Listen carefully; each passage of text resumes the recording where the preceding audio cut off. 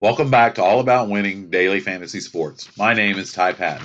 It's time for another Thursday Night Football Showdown contest, and this week's contest should be very competitive between the 4-5 Los Angeles Chargers and the 4-4 Oakland Raiders.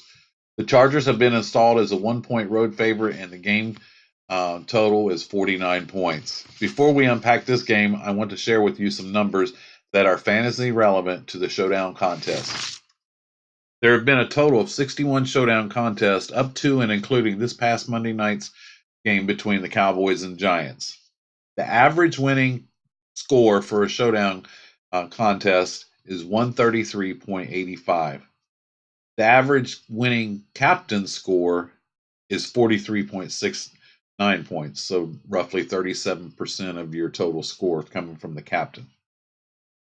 That's why I focus a lot on the captain position. The captain position breaks down as follows.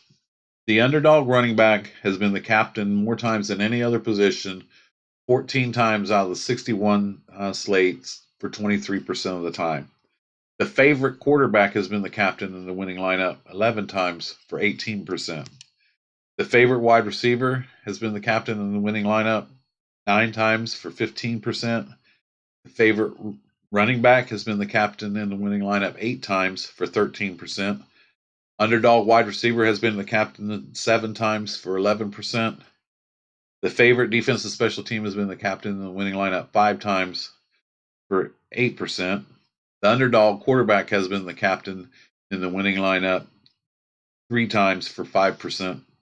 Underdog kicker has been the captain 2 times in the winning lineup for 3%. The underdog tight end has been the captain in the winning lineup 1 time for 2%, and the favorite tight end has been the captain in the winning lineup 1 time for 2%.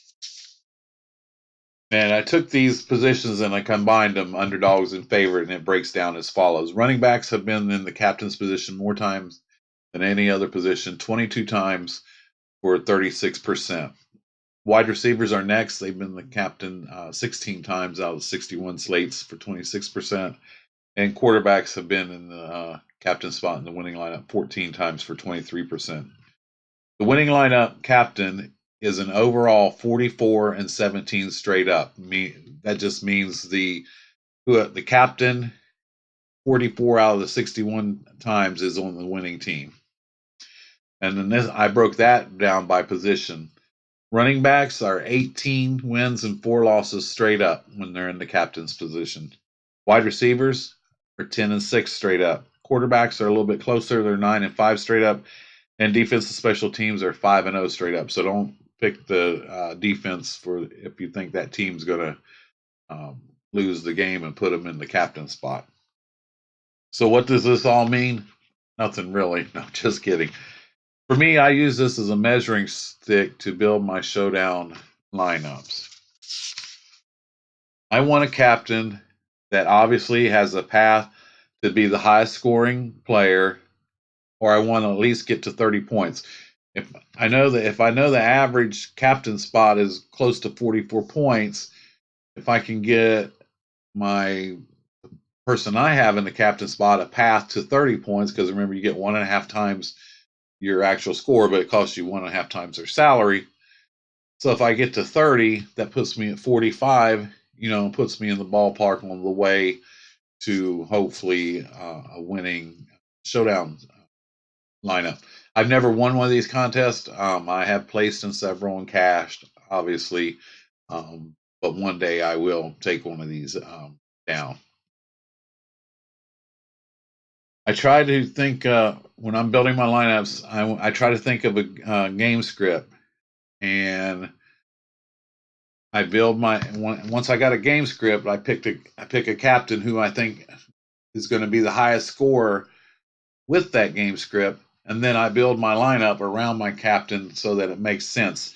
I do things like if I have a quarterback in the captain spot, I want 2 targets to go with him in flex spots.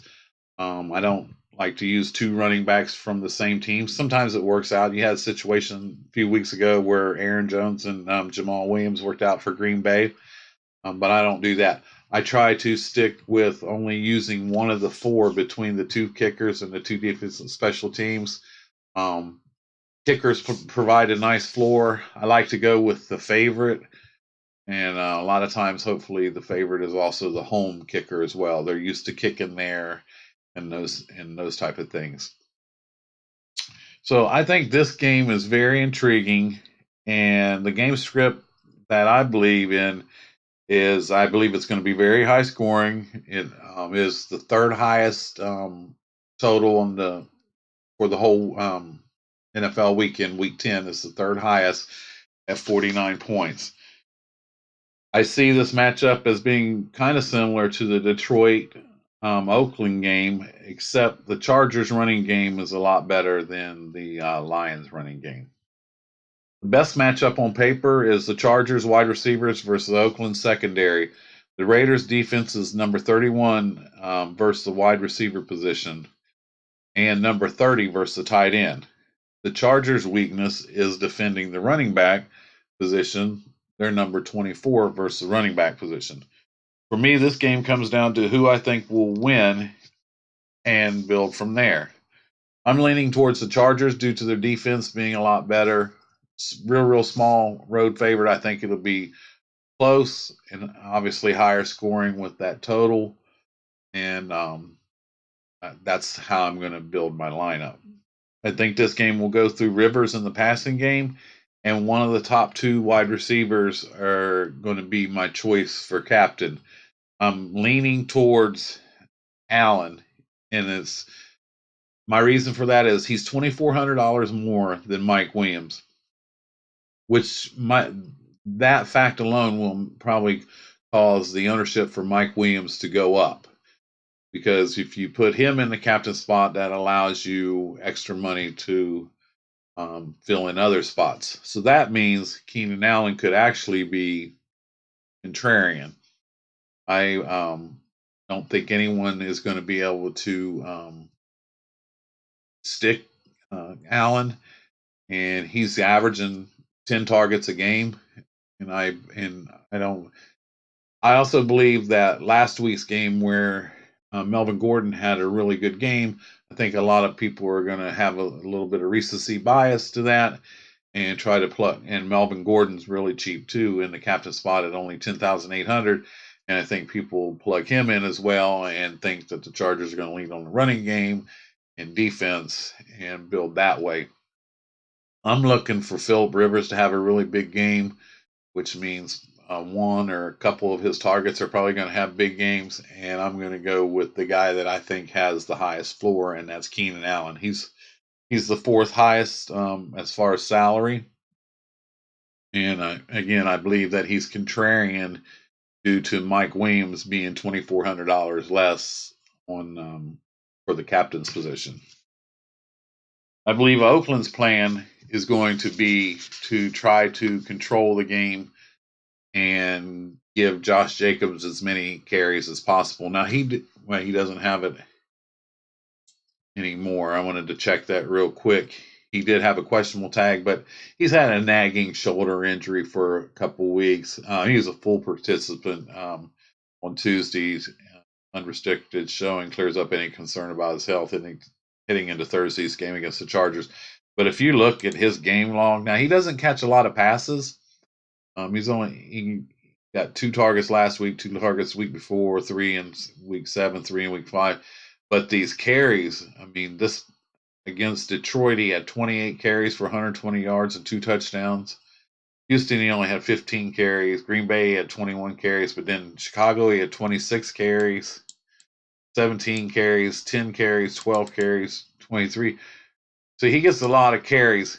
He's somewhat game script dependent, but even I've noticed even when they're behind, they try to stick to the running game. Now they will bring in Rashard, catch passes out of the backfield, but I think this is going to be high scoring back and forth, and I believe he'll be able to get his share. So he's the one piece that I definitely want to get in my lineup from the Raiders.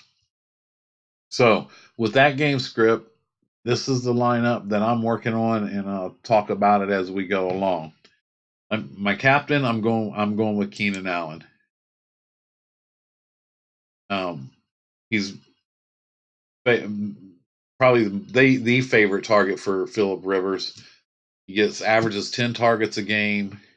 He's going against the 29th ranked pass defense here, 30th or 31 overall versus the wide receiver. And I just think this is the path for least resistance for the Chargers, and then they might lean on the running game later. So if I use a wide receiver in the captain spot, I always want to use their quarterback with them. Because if they're going to go off in the captain spot, it's because the quarterback's throwing the ball. Now, I know they could probably get run a reverse or something like that, but it's going to take more than that to be the highest scoring player. Targets add up on DraftKings, PPR, 1 point PPR. So I want, like I said, if I'm using a wide receiver in that captain spot, I want his quarterback to come with him.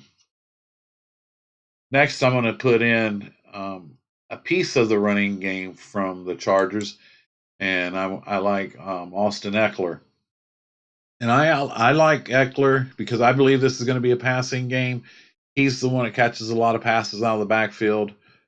Recency bias is going to have a lot of people on Melvin Gordon, and I'm actually not going to fade him all. I'm going to play a few different contests. I don't MME, not because I don't think it's a great idea, just because I'm just not in the position to do that. I just play a few different contests, some single entries and maybe a few in this contest and a few in that contest.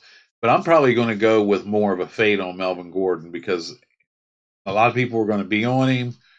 And I just believe that this game is going to be a big time passing game for Phillip Rivers. I believe Keenan Allen's going to have a big game, and that's how they're going to do their scoring.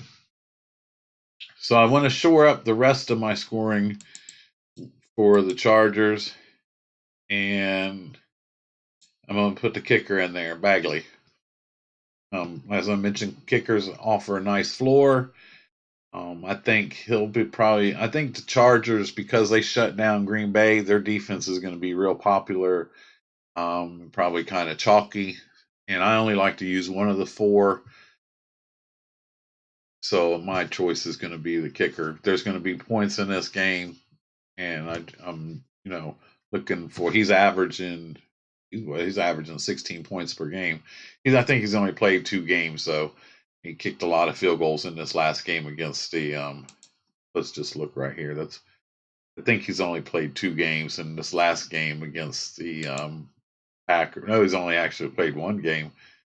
Yeah, he was 4 or 5, and then 2 extra points. So he's only got 1 game under his belt. 16. It's an inflated number there, but I still like him to get his share of field goals. And oftentimes I don't take the team that I think is going to lose. I don't take their field goal kicker. Now on Monday night, the field goal kicker for the Giants was a good play, but so wasn't Dallas's field goal kicker. But I always think if they get so far behind, they're more likely to go for it on 4th down, or they'll go for the 2-point conversion, and that just cuts you out of, the extra point or the field goal. In this case, both kickers might be viable with the game script that I believe in, where I believe it's going to be a close game, but high scoring. So actually, both kickers might be viable. He's $200 more than Carlson for the Raiders. And then I mentioned the one piece that I definitely want from the Raiders is Josh Jacobs. I believe on volume alone, he's going to get it. The Chargers are weaker against the run game. I believe that he'll have a decent game against the other 22nd versus run. I just believe he's the piece that they need. I don't think that the wide receivers for Oakland match up that well with San Diego's or the Chargers defenses back, especially Hayward. I think Williams will probably lock down, or Hayward will probably lock down Williams, and then that'll probably funnel some points to Waller. Waller's going to be real popular, but the Chargers haven't been giving up a lot of points to the tight end position. They're actually they're ranked fourth, and Waller's going to be popular as well for a lot of people because he's been getting targeted a lot. But the last couple games, since Williams has been back, he hasn't been getting targeted as much. So I'm going to lean on Jacobs. They're going to try to move the ball because they're just not. It's going to be difficult for them to move the ball through the air. But I am going to use one piece of their passing game. Because I had 6,300 left. I actually have a lot of choices here, but a lot of these don't provide a really good floor that I'm looking for. I mean, the Chargers defense is there, but if the Chargers defense is going to get good and score some points, then that kind of goes against my game script of it being high scoring back and forth and Rivers throwing the ball all around. If the defense gets involved, scores some points, locks down the Raiders, then Rivers isn't going to have to throw the ball, and that just goes against my game script. But the piece of that I'm going to add is Renfro. I really like this guy. And with Williams, like I said, I think Williams will get locked down by Hayward. But he's getting this last game against Detroit. Carr targeted him 7 times. The week before that, he four targets. He had 6 receptions, 54 yards. The week before that, 4 for 88 yards. And he's scoring. He's had some pretty good games the last few weeks, and I think they'll focus on trying to shut down Waller and Williams, which will open the door for Renfro. So there you go. I have $1,300 left, and that's not a bad thing on Showdown. I actually seen something. I was looking some Showdown analysis, and it showed that through all the Showdown slates, the average winning lineup was leaving just slightly over $1,000 on the table. So it's not going to be too chalky, I hope. It's the game script that I come up with, and I like it. I'll make some changes to it, as I said, and I'll have a couple different ones, but this is the one that I really like, and that's the build I'm going with and why. Got the scoring here. I mean, other than Renfro, I could have probably plugged Carlson in there, but I think Renfro offers me a higher possibility for a higher ceiling because of the focus on Waller and Williams. So, as I always do, I utilize an optimizer. And the reason I do this is because I want to see the different randomization of the players that I like. So I take with the Showdown, I do it a little bit different, obviously, than the main slate. Showdown, I pick out 5 or 6 captains that I like, or people that could potentially be high scoring, and I set the maximum exposure for all of them about the same in the flex position. I don't want to see any more than 40% of any player in my lineups. I'm going to run 150, and that's just to see how it randomizes the players that I like. So I did that tonight. And I didn't put any. The only restriction I put is if the quarterback was the captain, had to have 2 targets